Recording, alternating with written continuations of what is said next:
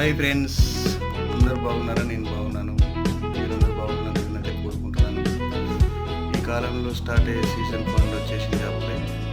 నిన్న మా తమ్ముడు దగ్గరికి వచ్చిన 2 కాయలు, 4 కాయలు దగ్గరికి వచ్చిన పండు అన్నీ ఆల్రెడీ మీకు చూపిస్తాను. సీతాఫలం పండు అయితే మంచిగా పండినాయి, సూపర్గా ఉంది.